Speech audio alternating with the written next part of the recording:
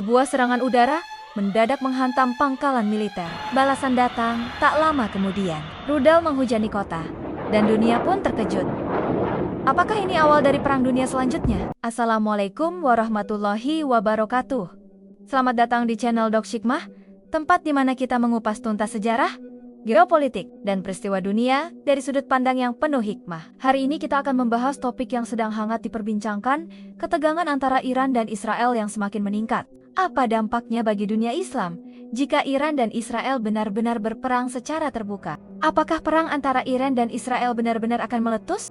Dan jika itu terjadi, apa skenario paling mengerikan yang bisa menghantui dunia? Apakah ini hanya konflik dua negara? Atau ada dampak besar terhadap dunia Islam, stabilitas Timur Tengah, dan bahkan masa depan dunia? Seperti yang kita ketahui, belakangan ini situasi di Timur Tengah semakin memanas. Serangan Israel ke Iran menggunakan drone dan rudal pada dini hari 13 Juni tahun 2025 menjadi bukti nyata eskalasi konflik yang mengkhawatirkan. Lalu serangan balik dari Iran ke Israel dengan mengirim rudal hipersonik canggih yang membuat banyak rakyat Israel bersembunyi. Untuk memahami konflik Iran dan Israel yang hari ini mengguncang dunia, kita harus mundur ke tahun 1979 saat sebuah revolusi mengguncang Timur Tengah. Bab 1. Latar belakang konflik Iran dan Israel. Pertama, Iran pasca revolusi 1979. Pada tahun 1979, revolusi Islam Iran menggulingkan rezim monarki Shah Muhammad Reza Pahlavi, sekutu utama Amerika dan Israel di kawasan, lalu digantikan oleh sistem Republik Islam yang dipimpin oleh Ayatollah Khomeini. Di bawah kepemimpinan baru ini, Iran tak hanya mengubah arah politik dalam negeri, tetapi juga mengadopsi ideologi anti-Barat dan anti-Zionis secara terbuka. Kami tidak mengenal Israel. Kami tidak mengakui Israel. Kami anggap mereka penjajah Palestina. Itulah narasi resmi yang dibangun oleh para pemimpin Iran hingga hari ini. Bagi Iran, Israel bukan hanya lawan politik, tapi juga simbol kezaliman terhadap rakyat Palestina dan dominasi Barat di kawasan. Kedua, ideologi anti-Zionisme. Apa itu Zionisme dan kenapa Iran sangat menentangnya? Zionisme adalah gerakan yang mendukung pembentukan negara Yahudi di tanah Palestina. Dan itulah dasar dari berdirinya Israel pada tahun ke-1948. Iran memisahkan antara Yahudi sebagai agama dan Zionisme sebagai ideologi politik. Dalam ideologi Republik Islam Iran, Zionisme adalah bentuk penjajahan modern. Karena itulah, Iran tidak pernah mengakui eksistensi negara Israel. Bagi mereka, tanah Palestina adalah milik umat Islam dan tidak boleh diklaim sepihak oleh entitas asing. Tapi bagaimana Iran melawan Israel secara nyata? Jawabannya, perang proksi. Iran tidak menyerang langsung Israel, tapi mendukung kelompok-kelompok perlawanan yang menjadi duri di sisi Israel. Di Lebanon, Iran mendanai dan melatih Hizbullah, kelompok militer Syiah yang telah beberapa kali berperang langsung dengan Israel. Di Gaza, Iran juga membantu Hamas, walau berbeda aliran, karena memiliki musuh yang sama, yaitu Israel. Lewat dukungan ini, Iran menyebarkan pengaruhnya di seluruh kawasan, dari Irak, Suriah, Lebanon, hingga Palestina. Semua itu membuat Israel merasa terancam dari berbagai arah. Dan bagaimana Israel merespons ancaman Iran? Israel, dengan doktrin keamanan nasional yang sangat ketat, melihat Iran sebagai ancaman eksistensial terbesar di dunia modern. Terutama karena ambisi nuklir Iran dan retorika pemusnahan terhadap Israel. Israel menjalankan kebijakan militer preemptif, seperti pembunuhan ilmuwan nuklir Iran, lalu serangan udara rutin ke Suriah untuk melemahkan logistik Hizbullah, dan operasi siber, sabotase, dan bahkan diplomasi tekanan agar negara-negara Arab menjauh dari Iran. Israel juga membangun sistem pertahanan paling canggih di dunia, seperti Iron Dome dan Aero Missile Defense, semata untuk mengantisipasi perang multifront yang bisa dipicu oleh Iran dan sekutunya. Dua negara, dua ideologi, dua sejarah saling menolak eksistensi satu sama lain. Tak ada pengakuan, tak ada kepercayaan, hanya rasa curiga, kebencian, dan persiapan perang. Itulah kenapa, meskipun belum ada perang terbuka, Iran dan Israel telah terlibat dalam konflik ideologis dan militer paling panas di abad modern. Pertanyaannya sekarang adalah, kapankah bara ini akan berubah menjadi api besar? Bab 2. Perang bayangan yang sudah terjadi. Saat ini, mereka belum pernah berperang terbuka, tapi mereka sudah saling menyakiti. Perang bayangan ini perlahan memanaskan bara. yang sewaktu-waktu bisa meledak menjadi kobaran api. Pertama, pembunuhan ilmuwan nuklir Iran. Nama Masen Fakhrizadeh tak banyak dikenal publik dunia, sampai ia dibunuh pada tanggal 27 November 2020. Ia adalah otak di balik program nuklir Iran. Fakhrizadeh dibunuh secara misterius di luar kota Teheran. Iran menuduh Israel berada di balik operasi ini. Banyak laporan menyebut pembunuhan ini menggunakan teknologi canggih, senapan otomatis yang dikendalikan dari jarak jauh. Pesan dari pembunuhan itu jelas. Kami tahu siapa Anda. Kami tahu di mana Anda berada. Dan kami bisa menyingkirkan Anda kapan saja. Kedua, serangan udara Israel di Suriah. Israel telah melancarkan ratusan serangan udara ke Suriah selama beberapa tahun terakhir. Targetnya, pasukan Iran dan Hizbullah yang ditempatkan di dekat perbatasan. Iran menggunakan Suriah sebagai koridor logistik untuk mengirim senjata ke Lebanon. Israel menghancurkan konvoi, gudang senjata, dan pangkalan militer di Damaskus, Aleppo, dan Daraa. Ini adalah perang yang tak diumumkan, tidak ada deklarasi. Tapi darah telah tumpah dan bangunan runtuh. Ini bukan ancaman, ini kenyataan yang sedang berlangsung. Ketiga, serangan siber ke Natanz. Pada April tahun 2021, dunia dikejutkan oleh blackout misterius di fasilitas nuklir Natanz, Iran. Beberapa jam setelah reaktor mulai memperkaya uranium, sistem listriknya rusak total. Iran menyebutnya sabotase. Banyak analis menyebutnya sebagai operasi siber Israel yang menanamkan malware canggih ke jaringan kontrol Natanz. Serangan ini memperlambat program nuklir Iran hingga berbulan-bulan. Di era digital, perang tidak selalu meledak di medan. Kadang hanya butuh satu klik untuk menghancurkan rencana negara. Keempat, perang drone dan rudal jarak jauh. Iran juga bukan tanpa perlawanan. Mereka membangun kekuatan asimetris drone, rudal balistik, dan milisi bayangan. Serangan terhadap kapal tanker Israel di Teluk, pengiriman drone ke Gaza dan Lebanon. Rudal jarak jauh ditembakkan dari Irak menuju pangkalan AS dan mitra Israel. Iran tak perlu mengirim pasukan. Mereka cukup menggerakkan bidak-bidaknya dari jauh dan memukul tepat di titik lemah. Kelima, serangan udara Israel di Iran. Israel melancarkan serangan besar-besaran terhadap pusat komando militer dan nuklir Iran, termasuk target seperti Kementerian Pertahanan Teheran, fasilitas di Natanz dan Isfahan, serta depot minyak Syahran. Hasilnya, sekitar 78 orang tewas di Iran, termasuk perwira tinggi IRGC dan ilmuwan nuklir. Serangan juga menyebabkan kebakaran hebat di kilang minyak dan gedung nuklir. 6, balasan rudal dan drone Iran ke Israel. Sebagai respons, Iran melancarkan gelombang rudal balistik dan drone ke wilayah Israel melibatkan 150 lebih rudal dan 100 lebih drone dalam apa yang dinamakan Operasi True Promise ketiga. Meski sebagian besar dicegat, beberapa rudal berhasil menjangkau Tel Aviv, Jerusalem, Bat Yam, dan Haifa. Akibatnya, setidaknya 10-14 warga Israel tewas dan puluhan hingga ratusan luka-luka. Tercatat juga properti dan infrastruktur vital meskipun semakin terproteksi, terkena dampak signifikan. Inilah perang bayangan yang selama ini tersembunyi di balik layar berita. Tidak diumumkan, tidak dideklarasikan, tapi nyata dan terus berlanjut. Perang ini bagaikan gunung es yang terlihat hanya sebagian kecil. Di bawahnya ada operasi rahasia, agen intelijen, sabotase, dan ancaman berantai. Dan semua ini hanya menunggu satu percikan kecil untuk menjadi perang terbuka terbesar di abad ini. Serangan udara Israel di Iran 13 dan 14 Juni tahun 2025 merupakan babak pertama perang terbuka antara Iran dan Israel, dari serangan preemptif yang mengkhianati perang bayangan hingga balasan rudal yang memecah ketenangan kota-kota besar. Korban berjatuhan, ilmuwan, militer, anak-anak, dan ancaman baru menggemuruh. Diplomasi hancur, kesepakatan nuklir musnah, dan dunia kini mendekati ambang ketegangan global. Bab 3. Titik pemicu potensial. Satu ledakan di waktu yang salah.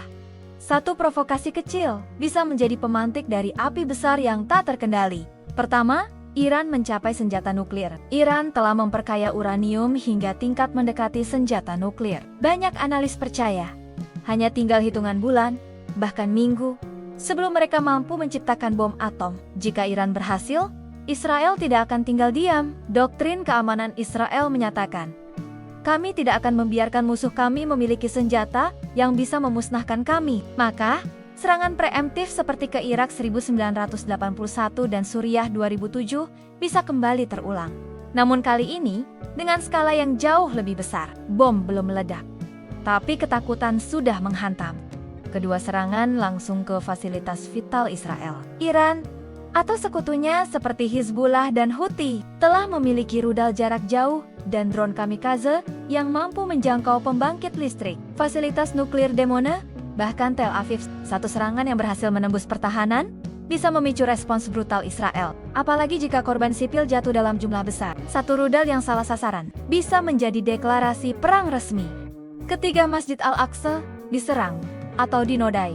Masjid Al-Aqsa di Yerusalem bukan sekedar tempat ibadah. Bagi dunia Islam, ia adalah simbol identitas dan kesucian. Jika terjadi pelanggaran serius, misalnya penodaan tempat suci oleh ekstremis Israel atau bentrokan mematikan di kompleks Haram Al-Sharif, maka emosi umat Islam akan meledak. Iran kemungkinan besar akan menjadikan itu alasan untuk mengaktifkan seluruh poros perlawanan dari Gaza, Lebanon, hingga Yaman. Yerusalem adalah percikan emosional, dan percikan itu bisa menyalakan perang regional. Keempat, intervensi dari Amerika atau aliansi luar. Amerika Serikat memiliki pangkalannya sendiri di Irak, Kuwait, dan Qatar. Jika ada serangan ke pasukan AS oleh Iran atau proksinya, Washington bisa turun tangan langsung. Atau sebaliknya, Israel bisa menarik as masuk perang jika serangan terhadapnya dianggap sebagai ancaman eksistensial. Satu rudal ke markas Amerika bisa mengubah konflik lokal menjadi perang dunia terbatas. 4 titik pemicu. 4 jalur menuju neraka. Semua sedang menunggu siapa yang menyentuhnya lebih dulu. Dan detik-detik itu bisa terjadi sekarang, besok pagi, atau minggu depan. Dunia hanya bisa berharap bahwa tombol itu tidak ditekan. Bab 4. Kekuatan militer dan skenario awal. Ini bukan lagi sekadar konflik dua negara. Ini adalah duel antara kekuatan teknologi, ideologi abadi, dan jaring-jaring aliansi global yang menegang di ambang jurang perang. Pertama, rudal Iran versus pertahanan Israel. Iran memiliki lebih dari 3.000 rudal balistik dan jelajah. Beberapa di antaranya seperti Fateh 110, Shahab 3, dan Horamshar mampu mencapai Tel Aviv, Haifah, hingga Eilat. Iran juga menguasai armada drone kamikaze Shahed 136 yang telah terbukti efektif di Ukraina saat digunakan Rusia. Di sisi lain, Israel memiliki sistem pertahanan berlapis, Iron Dome untuk rudal jarak pendek, David Sling untuk rudal balistik menengah, Arrow 3 yang didesain untuk mencegat rudal hipersonik dan nuklir dari luar atmosfer. Namun, tak ada pertahanan yang 100% sempurna. Satu rudal yang lolos bisa mengubah sejarah. Kedua, superioritas udara dan drone. Israel memiliki jet F-35 Adir, jet tempur siluman tercanggih milik Amerika, dan ratusan F-16 dan F-15. Pilot Israel dikenal sebagai salah satu yang terbaik di dunia, dengan pengalaman tempur di berbagai medan. Iran memang kalah dalam kualitas pesawat, namun mereka bermain di wilayah drone dan perang elektronik. Iran juga punya keunggulan jumlah melalui milisi proksi, Hizbullah di Lebanon, Houthi di Yaman, Heshdal Shahabi di Irak, dan milisi Syiah di Suriah. Pertempuran tak selalu soal langit terbuka, tapi juga bayangan dan jarak jauh. Dan disitulah Iran bermain. Ketiga, operasi laut di Teluk Persia. Teluk Persia adalah urat nadi minyak dunia. Iran menguasai Selat Hormuz, jalur laut tempat 20% suplai minyak dunia lewat setiap harinya. Iran memiliki kapal cepat bersenjata, kapal selam mini, dan ranjau laut, serta rudal anti kapal seperti Nur dan Hochfars. Israel jarang tampil di wilayah ini, namun bisa mengandalkan kapal selam Dolphin Class buatan Jerman yang mampu membawa rudal nuklir dari bawah permukaan. Jika teluk ditutup, dunia akan merasakan gempa ekonomi. Bukan hanya perang, tapi krisis energi global. Keempat, aliansi global. NATO, Rusia, China, negara teluk. Amerika Serikat adalah sekutu utama Israel. Mereka memiliki pasukan di Irak, Qatar, dan Bahrain. Armada kelima Angkatan Laut Amerika siap di Teluk. Arab Saudi dan Uni Emirat Arab mungkin tidak terbuka mendukung Israel, tapi juga tak ingin Iran menang. Di sisi lain, Iran punya dukungan diam-diam dari Rusia dan Cina. Rusia butuh Iran sebagai mitra non-NATO. Cina sangat tergantung pada minyak teluk dan punya kepentingan stabilitas. Jika salah satu kekuatan besar ikut campur, maka perang ini bisa berubah menjadi konflik regional atau bahkan global. Dan di tengah semua itu, rakyat sipil menjadi korban, kota-kota menjadi medan tempur. Ekonomi dunia mulai goyah. Kekuatan telah siap, jet tinggal lepas landas. Rudal tinggal ditekan. Drone sudah dalam posisi. Hanya satu keputusan politik untuk memulai bencana ini. Perang ini tidak akan seperti yang dulu. Ini adalah perang generasi kelima teknologi, ideologi, dan informasi. Dan yang kalah, mungkin bukan hanya Iran atau Israel, tapi dunia. Bab 5. Skenario mengerikan jika perang meletus. Apa jadinya jika semua ini benar-benar meledak? Dalam 72 jam, dunia bisa berubah selamanya.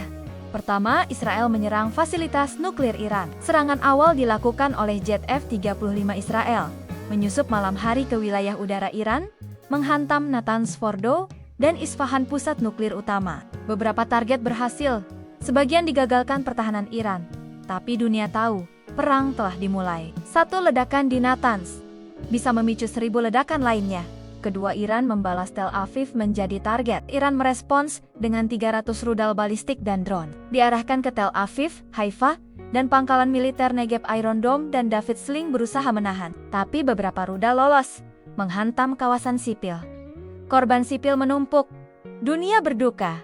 Namun tidak bisa berbuat banyak. Perang tak lagi di padang pasir. Ia kini menghantam jantung kota. Ketiga, Hizbullah membuka front utara. Perang 3 arah dari Lebanon Selatan. Hizbullah meluncurkan ribuan roket per hari ke wilayah utara Israel. Israel membalas dengan invasi darat ke Lebanon. Di saat yang sama, milisi Syiah di Irak dan Suriah ikut menargetkan pangkalan Amerika dan Israel. Israel terjepit dari utara, timur, dan barat. Perang 3 front. Negara kecil itu harus melawan di semua arah.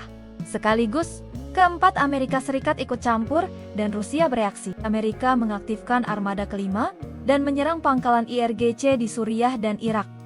Pasukan AS dikerahkan dari Qatar dan Bahrain. Rusia, yang selama ini bekerja sama dengan Iran dan aktif di Suriah, mengecam keras dan mengirim kapal perang ke Laut Mediterania. Ketegangan antara Amerika dan Rusia mendidih. Diplomasi terhenti, ancaman terbuka terdengar di Dewan Keamanan PBB. Perang regional berubah menjadi duel dua adidaya. Bayangan perang dunia mulai terasa. Kelima, neraka kemanusiaan. Pengungsi, ekonomi, dan media sosial. Dalam 72 jam pertama, ribuan warga sipil tewas, termasuk anak-anak. Ratusan ribu mengungsi ke Yordania, Turki, dan Mesir. Kota-kota besar berubah jadi puing, listrik padam, rumah sakit penuh, dunia maya dibanjiri dengan video horor, informasi palsu, dan propaganda ekstrem. Kita tak hanya melihat perang, kita menyaksikan krisis kemanusiaan di layar ponsel kita sendiri. Keenam, ekonomi dunia terpukul, harga minyak meledak, Selat Hormuz ditutup, Iran menebar ranjau, kapal tanker terbakar, harga minyak melonjak hingga $180 per barel. Bursa saham anjlok, rupiah, yen, dan euro tertekan. Bitcoin justru melonjak karena investor panik. Dunia tak harus diserang untuk merasakan dampaknya. Harga BBM naik, pangan langka, dan ketakutan menular ke semua pasar. Ini bukan simulasi. Ini bukan film fiksi. Ini adalah kemungkinan nyata. Dunia berada di ujung pisau, dan setiap detik bisa menjadi akhir dari kedamaian yang rapuh. Bab 6. Jalan menuju perdamaian.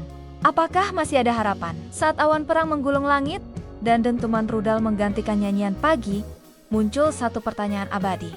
Pertama, diplomasi terakhir sebelum neraka. Di balik layar, negara-negara seperti Turki, Qatar, dan Oman berperan sebagai mediator. Diplomat PBB, Uni Eropa, dan bahkan Vatikan mengirim utusan untuk menjembatani komunikasi diam-diam antara Tel Aviv dan Teheran. Backchannel diplomasi. Negosiasi rahasia terjadi di hotel-hotel Swiss dan bunker-bunker tertutup. Kadang, harapan tidak datang dari mikrofon di konferensi, tapi dari pesan singkat di kertas lusuh. Kedua, kesadaran kemanusiaan di tengah api. Gambar-gambar anak kecil yang tewas, keluarga yang terkubur hidup-hidup, dan rumah ibadah yang hancur menyatukan suara dunia. Rakyat sipil dari kedua belah pihak mulai melakukan protes. Cukup sudah, bukan darah anak-anak yang seharusnya membayar ambisi politik. Gerakan sosial global muncul. Tagar seperti Stop Tewar, Cesevireno menjadi trending di seluruh dunia. Perang bukan lagi antara dua negara, tapi antara kebencian dan harapan seluruh umat manusia. Ketiga, skenario gencatan senjata. Peluang masih ada. Beberapa solusi ditawarkan. Zona demilitarisasi di Lebanon Selatan, dan Golan, inspeksi nuklir internasional di Iran, pengurangan basis militer di Suriah dan Irak, pertukaran tahanan dan bantuan kemanusiaan masuk. Dan Rusia, meski berseberangan, sepakat menjaga batas agar konflik tak melebar. Cina mendesak diplomasi energi untuk menyelamatkan ekonomi. Perang bisa meletus dalam sehari, tapi damai hanya lahir dari keberanian menahan amarah. Keempat, belajar dari sejarah, menghindari pengulangan. Dunia telah melihat cukup. Dari Perang Dunia Kedua, Perang Teluk, hingga Perang Suriah.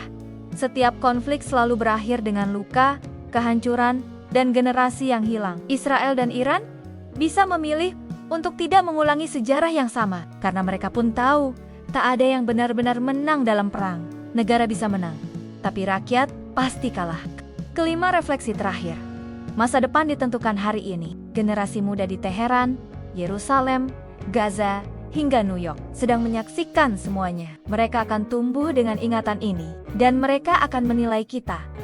Apakah kita berjuang demi masa depan, atau membakarnya demi masa lalu yang penuh dendam? Dunia kini berada di ujung peluru, atau di awal kalimat damai. Perang Iran-Israel bisa jadi pemicu akhir, atau pelajaran terakhir sebelum dunia belajar berdamai. Pilihan ada di tangan para pemimpin, tapi harapan masih ada di dada kita semua. Karena yang kita lawan sebenarnya adalah rasa takut, dan yang kita perjuangkan adalah masa depan. Perang selalu tampak sebagai jawaban bagi mereka yang kehabisan kata-kata. Tapi sejarah mengajarkan perang besar hanya meninggalkan luka besar. Jika perang Iran dan Israel meletus, bukan hanya dua bangsa yang akan menangis, tapi seluruh umat manusia. Bagi Indonesia sendiri, konflik ini perlu diwaspadai. Sebagai negara muslim terbesar di dunia, dengan hubungan diplomatik yang baik dengan kedua negara, Indonesia bisa berperan dalam upaya perdamaian. Saatnya kita belajar dari sejarah.